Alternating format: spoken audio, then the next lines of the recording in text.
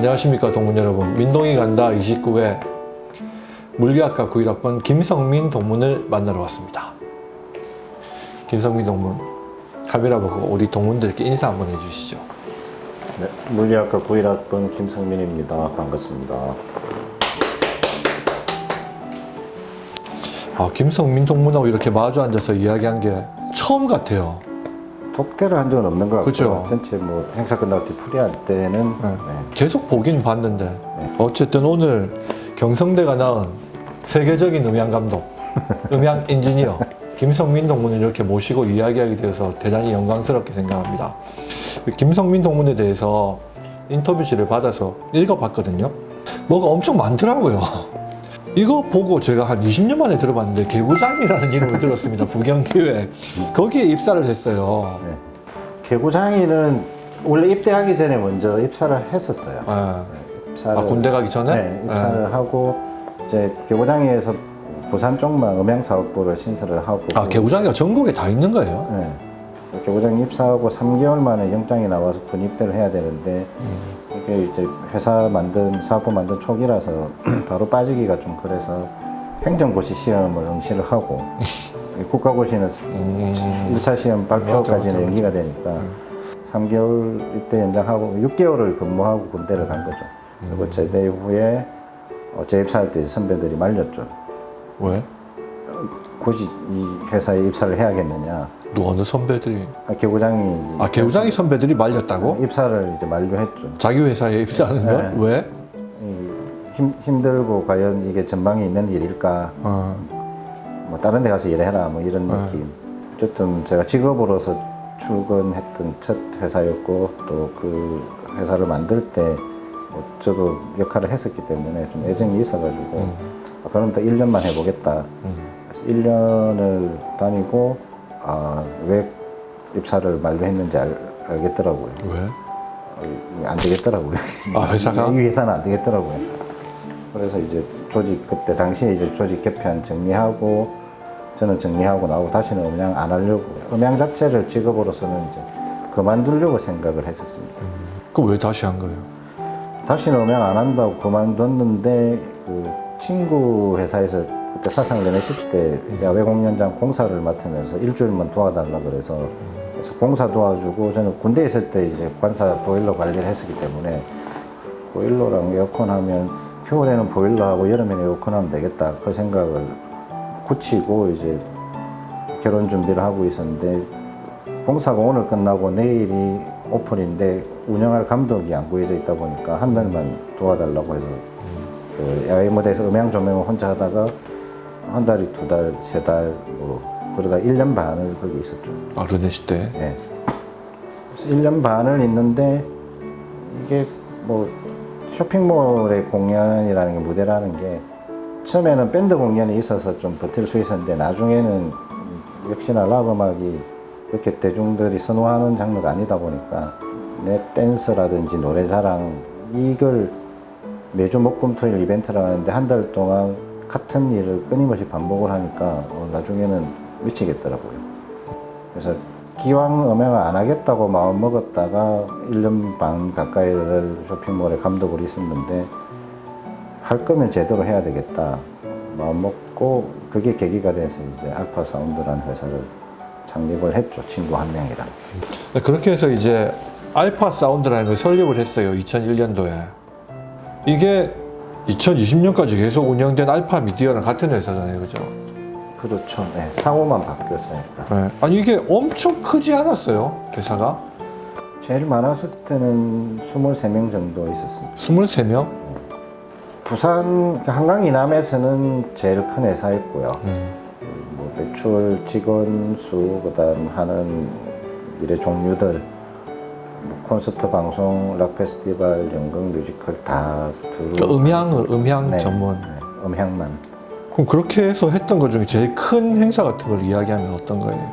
부산 쪽에서 본다면 아무래도 락 페스티벌이 그러니까 2003년부터 2005, 6년 2회 빠지고 2007년부터 쭉 계속 부산 락 페스티벌을 삼락동에서 하는 그거. 예. 그거 엄청 큰 행사잖아. 그보다 더 큰 것도 많죠. 아니 그러면 그렇게 큰 행사들 많이 치렀으면 돈도 많이 벌었을 거 아니에요? 네, 많이 벌었죠. 그 돈 다 어디 갔어요? 그러면? 많이 썼죠. 어디다가? 투자라는 게 자기가 가진 한도 내에서 투자를 해야 되는데 저는 제가 가진 것보다는 조금 더 많은 투자를 했던 것 같아요. 장비 같은 경우에도 더 고성능의 장비들을 좀 쓰려고 했었고 부산 지방에 있는 회사 치고는 이 업계에서 서울에 지사를 내고 운영한 케이스는 없거든요. 한 번 뭐 그런 회사가 있었지만 본사 자체를 결국 서울로 옮겼었고 그때는 이제 부산에 본사를 두고 서울에 지사를 두는 형태로 본사 안에서 운영을 했었는데 그 이유는 지방이라서 장비가 낙후하고 기술력이 떨어지고 그런 소리를 너무 듣기 싫었고 공연 제작 자체가 이제 서울에서 다 이루어지다 보니까 어쩔 수 없이 거기에 좀 빠르게 대응하려면 사람 자체가 서울에 있어야 되고 자연스럽게 지사가 만들어진 거죠. 제 능력으로 본사와 지사를 운영하는 거는 조금 힘들지 않았나 한계를 많이 좀 느꼈죠.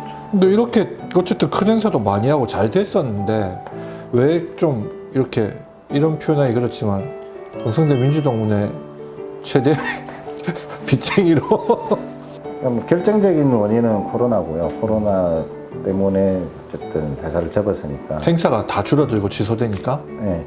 20년간 운영해온 음향업체를 안타깝게 폐업할 수밖에 없었던 김성민 대표를 만났습니다.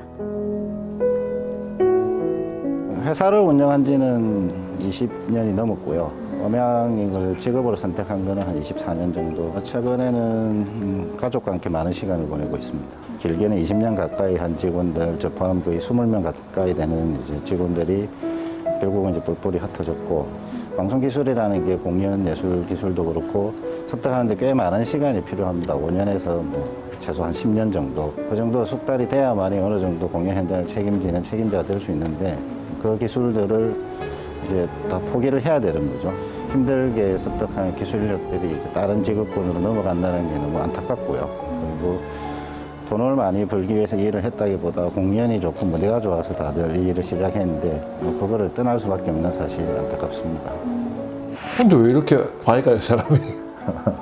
제 장점이 단점인데 좀 지나치게 밝은 성격이 장점이고 단점인 게 집사람이랑 이야기를 하면 이렇게 단점으로 작용한 거는 잘 될 거야 라는 좀 이 낙천적인 성격 때문에 눈앞에 위기가 닥쳤는데 인지는 했지만 어떻게든 해결하고 극복할 수 있다라고 생각을 하다 보니까 빠른 판단을 좀 못했던 것 같고 포기라는 단어 자체를 좀 싫어하다 보니까 그래서 결과적으로는 이제 중도 포기를 안 하기 때문에 완전히 망가지는 경험을 해버렸고요.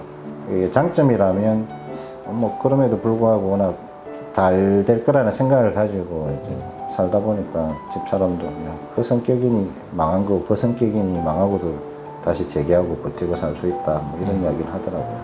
공연 예술이라는 게 이제 우리나라 같은 경우에는 경기가 어려우면 교육비를 제외하고 나머지 문화적인 지출, 뭐 공연 보는 거, 영화 보는 거 다 줄이고 먹는 거 줄이고 오로지 자식 교육비를 남기는데 유럽 같은 경우에는 경기가 안 좋을수록 공연 쪽이 더 활성화가 됩니다. 왜냐고 하니 이렇게 현실이 힘든데 공연을 보면서 즐거움과 안식을 좀 느끼는 그런 문화가 있고 어릴 때부터 공연, 다양한 종류의 공연의 뭐 경험들을 이미 하면서 이제 자라다 보니까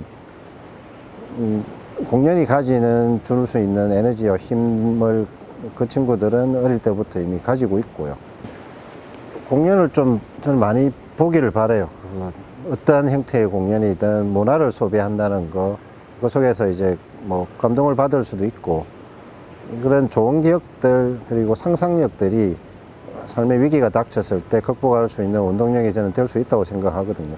제가 힘든 뭐 시기를 겪고 있지만 밝게 살 수 있는 이유는 그런 작업들, 공연 현장에 있기 때문이지 않을까. 뭐 반대로 그렇게도 생각을 하고 있거든요, 저는.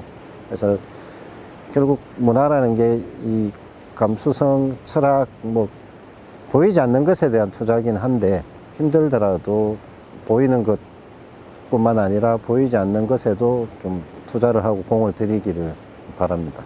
아니 그럼 그때 회사를 처분하면서 어떻게 된 거예요? 지금 그 회사는 2020년도에 보면 폐업한다고 되어 있는데 사업자만 집사람 명의로 남아 있는 상태고 저는 이제 다른 회사랑 합병을 하면서 그 회사에서 근무를 하고 있고요. 여기 보면 매직 음향. 네.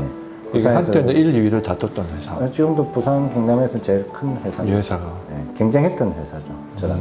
그럼 그 회사에서 지금 어떤 일을 맡고 있는 거예요? 직책은 이사 직책을 맡고 있고요. 현장 관리, 뭐 영업, 그다음 실제로 뭐 믹싱하고 운영하는 것까지 하고 있습니다.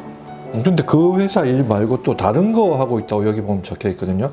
그 서울에 있는 노무현 시민센터에서 또 일을 하고 있다고. 그 노무현 재단에서 하는 기존에는 이제 뭐 추도식이나 그 동아음악회를 10년 넘게 쭉 제가 기술 감독으로 일을 하고 있었고요.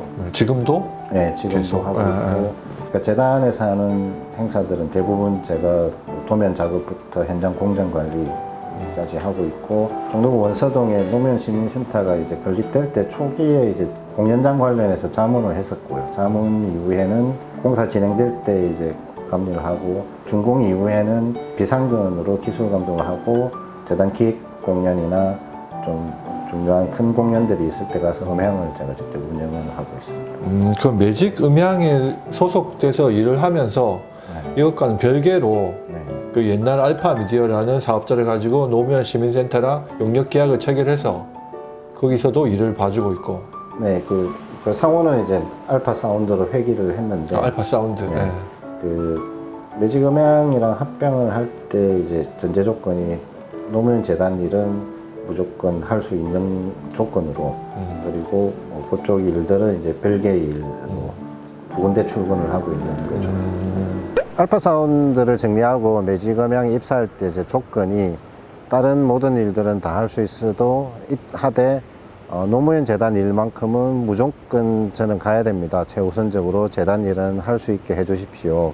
그 조건이 된다면 입사를 하겠다. 물론 뭐 그 조건만이 입사의 조건은 아니었지만 한 회사를 운영했던 대표로 있다가 다른 경쟁 회사의 이사로서 이제 합병이 된다는 게 뭐 대외적으로는 뭐 쉬운 일은 아니고 뭐 보기 좋은 모습이 아닐 수도 있으나 뭐 저를 이제 같이 일을 하자고 제안하신 대표님도 회사 이름도 좀 뭐 매직 알파 사운드로 바꿀 만큼 저한테 좀 대외적으로 제가 그런 게 지치거나 힘 빠지지 않게끔 좀 배려를 많이 해주셨고, 재단 일을 해야 된다고 조건을 걸었던 이유는 일단 뭐 개인적인 인연으로는 97년, 8년 그때 부산시장 선거 출마하셨을 때 선거차에서 2주 동안 그 전속 음향 감독으로서 같이 유세 현장을 다녔던 기억도 있고, 뭐 인간으로서 혹은 정치인으로서 역대 대통령 중에서도 저는 노무현 대통령님을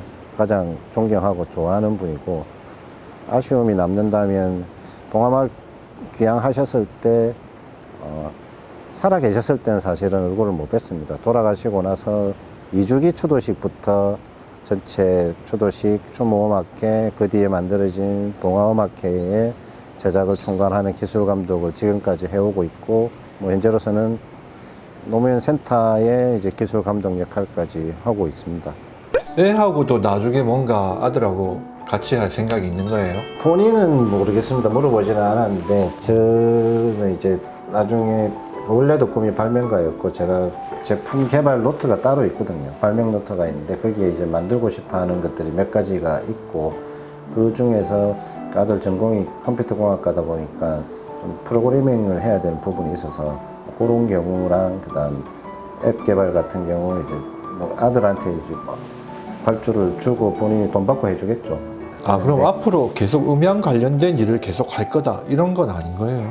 저는 계속 음향을 관련된 일을 할 거고요.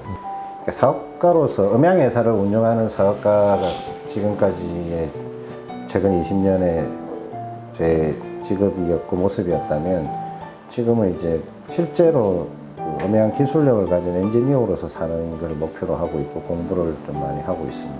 원래 그런 걸 하고 싶었는데 뭐 회사 운영을 하다 보면 실제로 뭐 본인 스스로가 다른 업무에 치여가지고 엔지니어로서 자기 개발은 못 하거든요. 그게 지금 사실 후회가 많이 되는 부분이라 가지고 열심히 공부하고 있습니다. 회사를 운영하면서 좀 잠시 미뤄놨던 개인적인 이제 꿈이라면, 저는 어릴 때부터 발명가가 꿈이었고요. 그래서 중학교 시절부터 TV나 뭐 오디오 분해하고 고장난 거 고치고, 고등학교 때도 뭐 수업만 마치면 주말에 자전거 타고 고물상 가서 고장난 라디오 같은 거 500원, 1000원 주고 사와서 수리해서 10,000원에 팔아서 용돈으로 쓰고, 직업적으로 어떻게 음향으로서 돈을 번 거는 그때부터 시작이었다고 볼 수도 있는데, 뭐 음향에 국한되지 않더라도 저는 발명을 계속 하고 싶고, 생각날 때마다 아이디어를 수첩에다 적고는 있고요. 그래서 제가 가지고 있는 발명 노트가 있습니다. 많은 게 있진 않으나 일단은 음향 쪽에서 쓸 수 있는, 뭐 일반인들은 전혀 필요가 없는 장비지만 엔지니어들한테는 좀 요긴한 성능 개선이 필요한 제품들에 대한 뭐 기초 디자인 아이디어 정도만 뭐 적어져 있고, 그게 나중에는 일반 소비자 제품까지도 확대가 될 수는 있겠죠. 근데 조금 더 공부와 노력이 필요하고, 뭐 발명뿐만 아니라 뭐 기술 감독을 하려고 해도 다양한 분야의 기술들이 필요하기 때문에 공부를 하고 있습니다. 그래서 직접 도면 그리는 작업도 진행을 하고 있고요. 이거를 예전에 공부했더라면 지금 부자가 됐을 건데, 그렇습니다. 그 우리 진열사 개성제 음향 부분을 총괄해 주시는 분이 김성민 동문입니다. 지금 20년, 30년 넘게 혼자서 다 장비 들고 와서 다 챙겨주시고 하는 동문입니다. 박수 한번 쳐주십시오. 박수 소리 많이 부족하고요. 91학번 동기모임 회장이라고 들었거든요.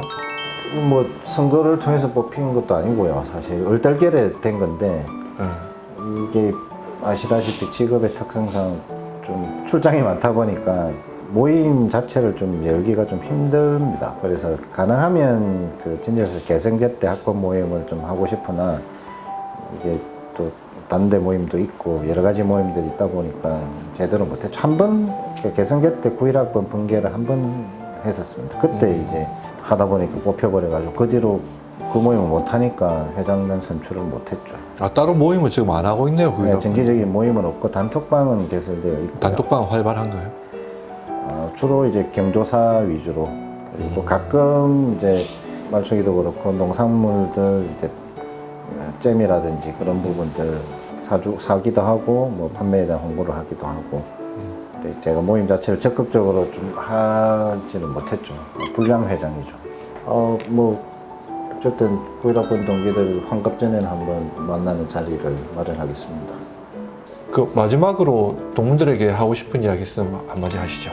제가 경성대를 입학만 하고 졸업은 못했지만 저는 학창 시절이 되게 즐거웠습니다. 그래서 학교 시절에 함께했던 뭐 친구들, 선배들, 후배님들 기회가 된다면 만나서 술도 먹고 재미있는 이야기도 많이 하고 싶고요.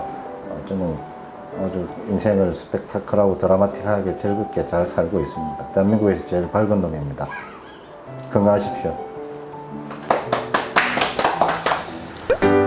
제가 여자라면 뭐 친정이라고 표현해야 되고, 남자는 뭐 친정이 아니고 뭐죠? 본가인가? 고향 같은. 그래서 이 경성대학교 입학을 해서 경성대에서 했던 나의 행위들은 후회되는 부분들이 조금 있어요. 몇 가지가 있습니다. 학문적인 부분도 있고 뭐 다른 영역들도 있는데, 하지만 경성대학교 와서 인연을 맺고 민주동문회가 만들어지고 민주동문회 회원으로서 활동을 하고, 그 부분에 대해서는 저 1도 후회가 없고요. 뭐 거짓말을 좀 못해가면 다시 태어나서 입학을 해도 경성대로 입학을 하지 않을까, 그렇게 고향 같은 존재입니다.